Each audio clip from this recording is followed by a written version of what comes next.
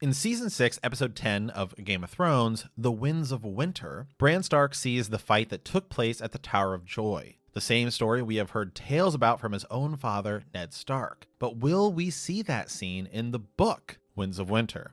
Currently, in A Dance with Dragons, Bran is trading with Bloodraven, and he has already had a few visions through the Weirwoods that are vague and unexplained. In Winds of Winter, it's likely that in a similar fashion to the show, Bran will further his abilities and reveal secrets and provide the reader with long-sought answers to these green dreams or visions. In Season 6, one of the places we see Bran look into is the events of the Tower of Joy. Much like we have been told, Ned goes to the tower seeking Lyanna sometime after the Battle of the Trident and the sack of King's Landing. Rhaegar has died, and so has the Mad King. The war is essentially over, but Ned must go find his sister, who has been kidnapped by Rhaegar and locked away in the Tower of Joy. In the show, Ned and his gang, including Howland Reed, are able to take out several Kingsguard members, including the Sword of the Morning Arthur Dayne. He goes inside the tower and sees Lyanna in a bed of blood with a baby who turns out to be Jon Snow,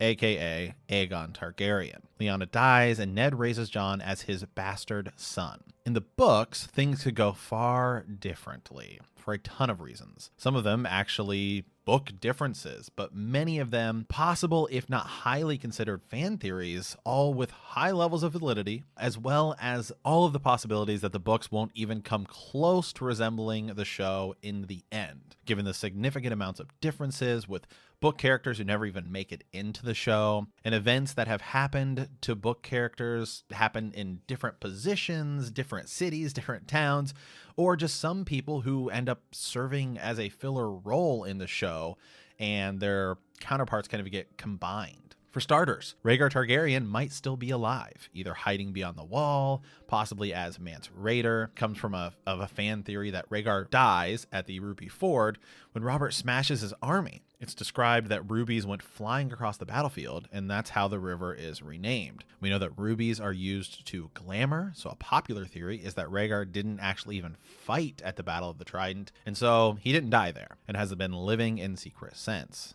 If this is the case, it's possible that a fight doesn't even take place at the Tower of Joy.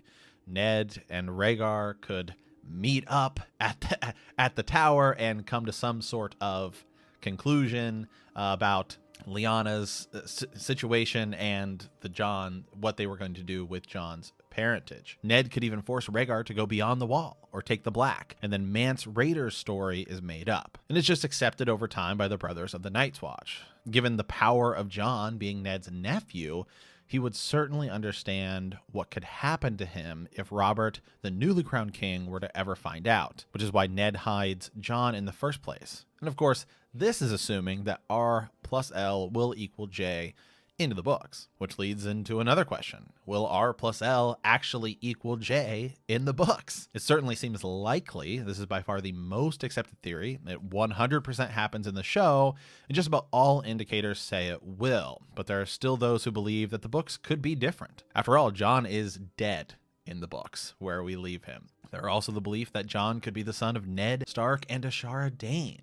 And then you can go even further, and some people think that Mira Reed is also born at the Tower of Joy, being Jon's sister. Given her very similar age, appearance to Jon, and maybe Howland Reed took Mira up as his own, just as Ned does, and that the children are split up, a very Luke and Leia situation. After all, Howland certainly does something there, and hopefully we will get to see it if Bran does take us there in Winds of Winter. Then there's the idea that maybe it won't be Bran that is revealing this information about what happens at the Tower of Joy to the reader. In the show, it's a combination of Bran, Sam, and Gilly who all kind of figure out what happens. But the books have far more people who could have that information than could show up and say something, or even the way the information is given could change. In the show, Sam learns it after Gilly reads it in a book, but could be somebody like Jon Connington who tells him. Jon Connington is Rhaegar's most loyal friend and is leading his presumed son to battle. It's young Griff, potentially Aegon Targaryen, the son of Rhaegar. But Jon Connington has contracted grayscale. And I think it's possible that he could be the one to go to the Citadel, not Jorah Mormont. In the show, we see Jorah Mormont go to the Citadel and he's healed by Sam. In the books, it's the other way around, and you have John Connington going. Well, now you have somebody who may have information about what happened at the Tower of Joy, not Jorah Mormont, and Sam might save him in the same way. Then, of course, there's Howland Reed himself. He could make an appearance. He is talked about far more in the books than the show. Mira tells us his story at the tourney at Harrenhal, and it's likely that Howland Reed could be the one who shows up and reveals this information about what actually happened, especially if it also involves Mira. So in conclusion, I think it's highly likely we will see this scene in the books, but what happens there may be totally different, and it's possible we may get it told to us in a different manner, which would mean that the Bran vision, as we saw in the show, may not happen. So with that, guys, let us know. What do you think? Do you think we're going to get it in the books as well? Or do you potentially think it could be somebody else who reveals all this information?